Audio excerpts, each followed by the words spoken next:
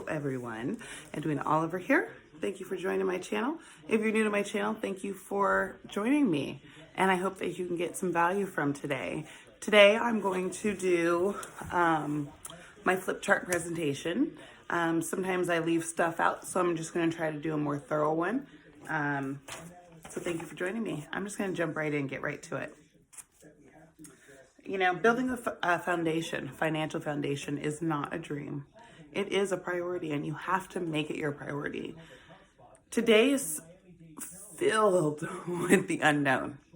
And so if there was ever a time to say, well, you know, I'm not going to get life insurance, or I don't need life insurance, or I don't need that, I don't know what she's talking about, I'm confused, my work gives me life insurance. Your work is not giving you a custom financial strategy to get you to retirement so that you don't have to work. They're not doing that. So do it for yourself. Okay. And right now the job market isn't anything that we can 100% depend on. It isn't. It's proving not to be day by day. You know, they're opening the restaurants one week, and they're already closing them. Why? There's many reasons, and I'm not going to get into the political reasons or anything like that. I'm just going to simply say is that it's unknown. People are getting hired back to work to only be let go. So trust me on this one, you guys. I've had the privilege of being able to live 2 lifetimes, if you will. I have a 21-year-old son. I was a single mom, and I worked every single day, multiple jobs, and very hard to only come out of that without having any college funding for my son and no savings for myself, you know? And so I'm blessed to have a family again and to be able to grow my family, I should say. Sorry, I cut my hair, so I've got some itchy little hairs. So that's what the day was for.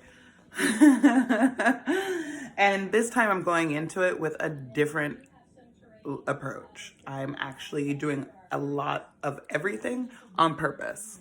And I suggest you do the same thing. Some of the struggles that we will struggle from, or challenges, I should say, protecting your family. So in life, health, or disability, right? We want to make sure that we can protect our family.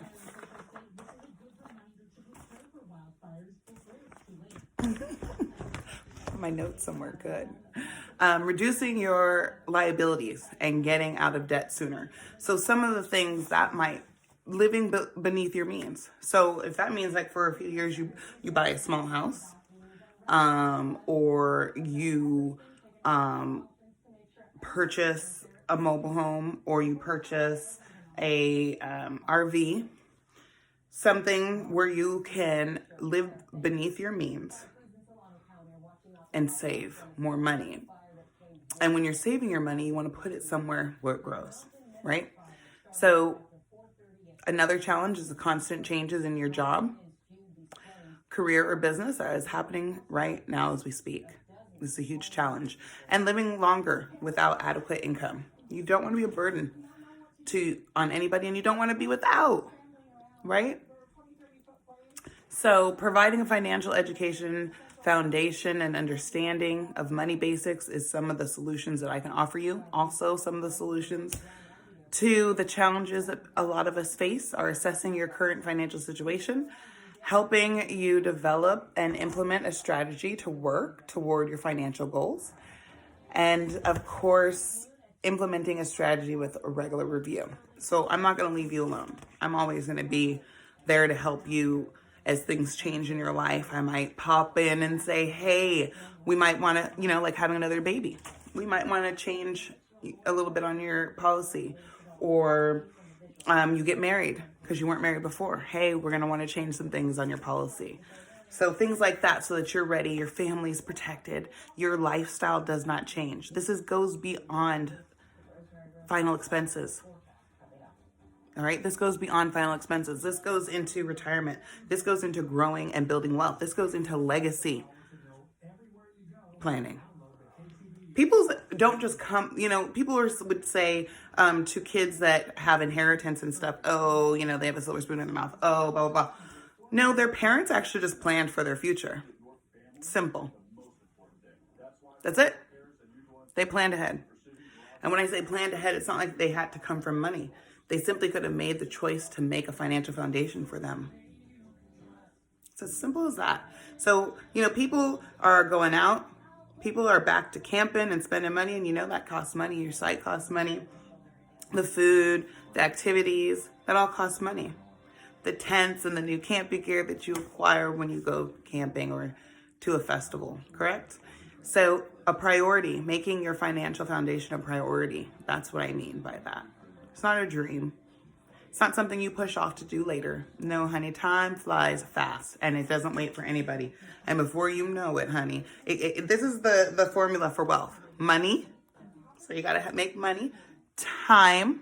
Time is the years that go by. Accumulation of years, 10 years, 20 years. In 10 years, all right, so my kids are 3 now. In 10 years, they'll be 13 years old. Takes a good 9 to 10 years to really see a return from the interest that grows on your money. Then the more money, the bigger balance that you have, the more interest can accumulate. So you got your money, the wealth formula, you got your money, your time, your rate of return. You have to take away and account for taxes and inflation. Taxes can be a good 25%, I believe, and we'll get into that.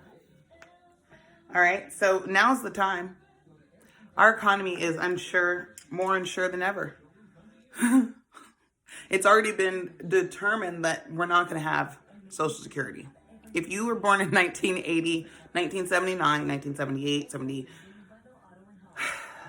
77, 76, 75, guys, it's not there for us. All right? Probably if you're born in 1961 too, because you're not quite 65 yet. It's not there for us. It's not there. It's not going to be there. It's not going to be there to finish what was owed.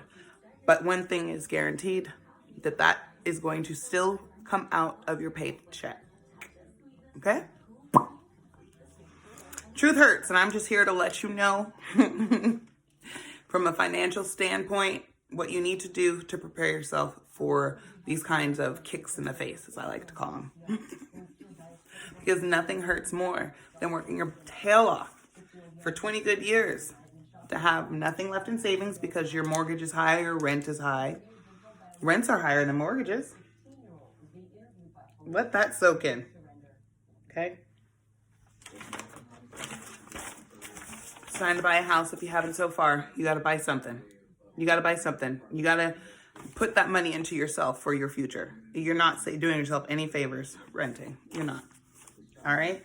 So the X curve concept of wealth and responsibility is that when you're younger, right, you've got the law of building wealth. So you've got more time to kind of come into securing yourself for the future. My glasses are tripping. And when you're older, you've got the law of decreasing responsibility. So you're becoming an empty nester. Your kids are leaving the house. They're done with college. You have more money that you don't have to put out for them, right? So you're decreasing in responsibility. So that's where time comes into do, So small changes to make big money. Some of the things that you can kind of cut down on and start, test out my little sayings for you. You know what I'm saying? Test it out. See what happens if you take $10 a day and you put that away. That means you're not buying a soda on your lunch break. You're not going through the drive-thru. You're not hitting up Chick-fil-A, Popeyes, or none of that, because you made your lunch before you came to work. And you're gonna eat your little peanut butter and jelly sandwich. Maybe you made a turkey sandwich. I don't know. Get creative with that lunch. Save that money. Make your own coffee in the morning. Get yourself a cute cup. Kind of gives you the vibe that you bought something. That ritual. And have that ritual at home. Make a new morning ritual, right? Save that money. Save that money, honey. Because it's about stacking. Stack your coins. Don't drop them. Don't be the one walking through just dropping all your coins as you're working so hard for them, right? You're just dropping them everywhere. Better yet, picture yourself driving and throwing money out the convertible. Are you going to do that? When you get paid, you're going to cash your check at B of A, West America, wherever you go, and drive home and just put your hand out the window and let all that money fly. I try to stay contained, but every now and again, Edwina pops out and I just start blowing all over the place. No, honestly, right? So if you saved $10, this could even be a pack of cigs. $10 a day. It's $300 a month, right? So it's $300 a month. You could take that $300 a month that you're saving and sock that away into an account that's earning interest at 8% or more, right? No less. At 8% in 30 years, time. That is that part of the formula that's the big piece of the pie is time. 30 years. So I'm 40 now, so that means when I'm 70 years old, if I save $7 or $10 a day, all right, and put that money, and I'm putting $300 a month into an 8% interest building account, when I am 70 years old, I will have $447,107. But I have to save it. I have to at least meet that money, that wealth, halfway. At least. And just 440, that sounds great, $447,000, but it's not going to be enough for me to live. So that's just the least that I can do to help build my wealth. I have to do a big thing too. I'm going to have to put money into a retirement plan. And I'm also going to have to consider my health and my needs that I'm going to need when I get older. Right? So if I doubled my money that I was saving, instead of just putting $300, I'm putting $600 away at 8%. At 8%, baby. That's $894,214. $214,000. I'm still saying that wrong, huh? It's because I'm talking to y'all. 894,214. Okay, so that's $600 a month at 8%. So it doubles, pretty much. All right, so you want to start saving early, because remember, along with the money comes the time. So I have done my little save early post, and that comes from this little save Mr. Start Early. I'm going to put Mrs. Start Early. Mrs. Start Early, she's smart. She saves $3,600 per year for 7 years in an 8% tax deferred account. Okay? So her yearly contribution, totals $25,200. And by the time, so when she's 25, she starts putting that $3,600 away for 7 years at 8%. Okay, tax deferred account. Tax deferred is taxed later. Okay, so at 48 years old, she's earned a total accumulation of $128,361. And her total contribution, the only money that she put in, was $25,200 at 25 years old. And that was over a stretch of time. And at 48 years old, she's accumulated $128,000, 361. I'm done. I'm so exhausted, y'all. You don't even know. I'm getting my butt handed to me with these toddlers. For real. Okay, and so, to make it easier. Dun, dun, dun, dun. No, I'm keeping it. I'm keeping it professional. We're just, yeah, I'm doing a skit. I'm doing it for visual effect, okay?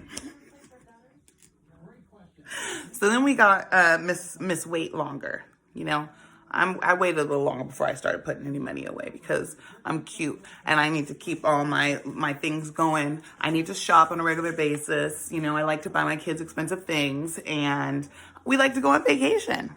But we're going on vacation. So I'm Mrs. Wait a little bit longer because I got time. Okay? That time. So Mrs. Wait Longer starts putting money away at age 32.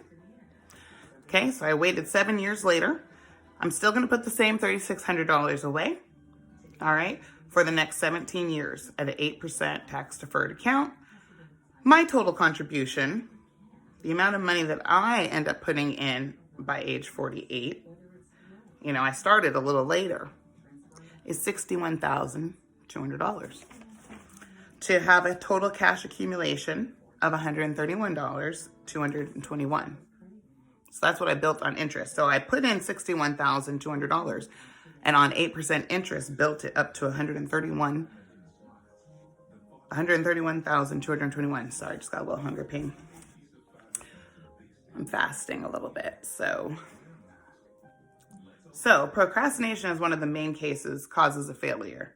So not only did I have to put in almost twice the amount of money to end up real close to the same amount of accumulation, right? So I'm going to, oh my God. Officials say no one else is hurt and the incident is now under investigation. Sorry, the news just had a report in a town that is really small. My cousin lives there, and it was on the military base where she works. So I'm gonna have to jump off and close this lesson, and we'll start back up at the power of compound interest tomorrow. All right. So we got to start saving early, right? So take that into consideration. I adore all of you for following me and sticking with me. And I hope that it was a little bit entertaining, as I always try to be. And until next time, guys, with Edwina Oliver, your financial service advisor, if you want to call me that. Hit me in the comments below. Remember to like, share, and comment below. Stay tuned to the next episode where I'm going to hit the power of compound interest and some other good stuff. Take care.